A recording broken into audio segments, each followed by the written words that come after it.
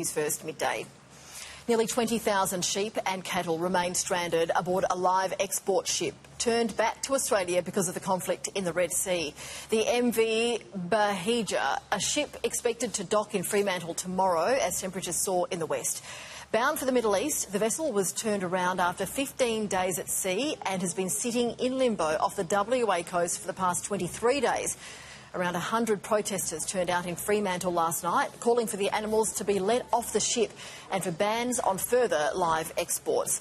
And to chat more about this, I'm joined by Federal Labor MP and member for Fremantle, Josh Wilson. Josh, great to have you with us. Now, you spoke at the rally last night, and I understand there's been a new development. What's happened? Well, I think the exporter has given some indication to the department of its future plans in dealing with what is another animal welfare crisis courtesy of the live sheep export trade. And this is a vessel that went to the Middle East and has returned. It's supposed to be a 15-day voyage, already 24 days, and I believe that the exporter has indicated its intention to offload some sheep, presumably sheep that have suffered and are unwell, but then to proceed with a further journey, which some say might involve a different route and another 30 days at sea. It's pretty hard to see how that could occur without really jeopardising the health of the sheep aboard. It's a further indication that this industry has always involved unacceptable risks to animal welfare. Luckily, it's a very marginal trade now. It's virtually defunct, and all the more reason for the Albanese government to move forward with our careful consultative plan to phase out of the trade in favour of a much healthier and higher value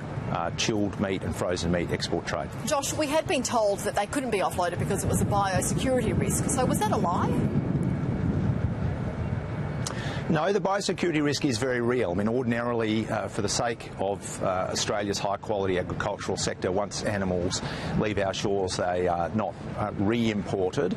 So, unfortunately, that's just part of this animal welfare crisis that needs to be managed. And it's another example of how some players in the industry don't really have contingency plans for these kinds of things, which they don't happen all of the time, but they're certainly not unique.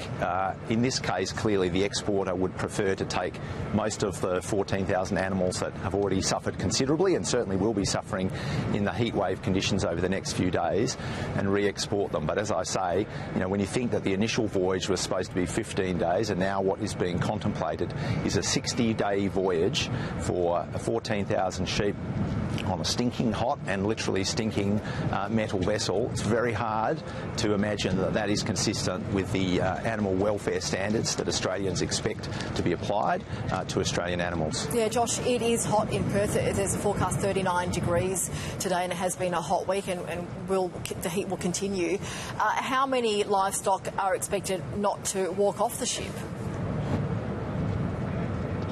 Well, we haven't got the numbers yet. The veterinarians, as part of the export operator's ship, are providing that information to the department. Unfortunately, in this case, there isn't an independent observer on board, which is supposed to be the case. That was one of the reforms that was introduced after the last live sheep export disaster.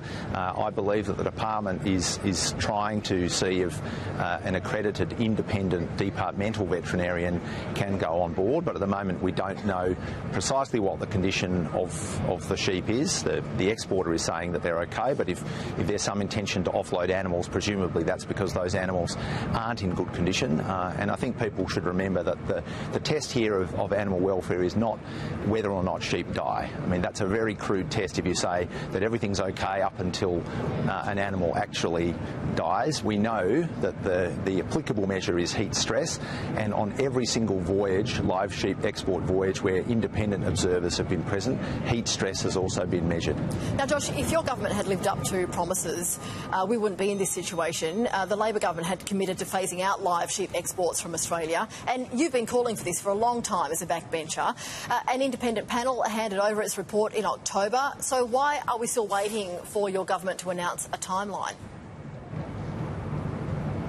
Well, we're absolutely living up to our commitment. I mean, I was very glad to fight for the policy commitment prior to 2019, which was a shift for Labor in committing to phase out the live sheep export trade, a very marginal trade. And the moment we were elected in 2022, it's one of the first things that Minister Murray Watt made as part of his work plan. He was over here in WA within the first 4 or 5 weeks, beginning that consultation process, quite properly established the independent panel. He now has that report, and I expect that in due course he will come out with both a plan and a timetable to end what is a marginal industry. Remembering, and I think people at home should remember, it's worth less than 1% of Western Australia's agricultural output, worth less than 0.1% of Australia's agricultural output. It has declined by more than 92%. It is virtually defunct. It has always involved unacceptable animal welfare outcomes, and it's certainly time for it to come to an end. Well, if it's worth so little, then why not enact this